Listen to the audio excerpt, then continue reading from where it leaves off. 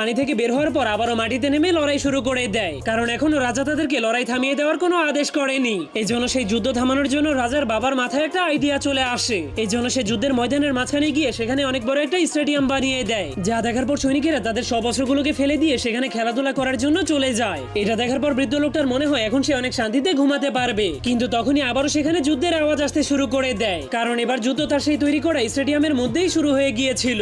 যা দেখার পর বৃদ্ধ লোকটা এবার তার ছেলের ওপর অনেক রেগে যায়। এই জন্য সে তার ছেলেকে উচিত শিক্ষা দেওয়ার জন্য তার ফোন উঠিয়ে শয়তানের রাজার কাছে কল করে দেয়। যা শোনার পর শয়তানদের রাজা সেই রাজাকে ধরে আনার জন্য দুইটা ভয়ঙ্কর রাক্ষসকে পৃথিবীতে পাঠিয়ে দেয়, কিন্তু রাজা একদমই জানতো না যে আজকে সে অনেক ভয়ঙ্কর একটা বিপদে পড়বে। এই জন্য সে তখন অনেক খুশি হয়ে তার সৈন্যদেরকে দিয়ে যুদ্ধ করাচ্ছিল। ঠিক তখনই সেই ভয়ঙ্কর রাক্ষসগুলো মাটির নিচ থেকে এসে রাজাকে ধরে লিফটে করে মাটির নিচে নিয়ে যেতে শুরু করে। এরপর রাজা লিফটের ভেতর থেকে বের হওয়ার পর একজন আজব মানুষকে দেখতে পায়। সেই লোকটা একটা ঢালু জায়গাতে অনেক বড় একটা পাথরকে ঠেলে ঠেলে নিয়ে যাচ্ছিল, যা দেখার পর সেই মানুষদের রাজা অনেক অবাক হয়ে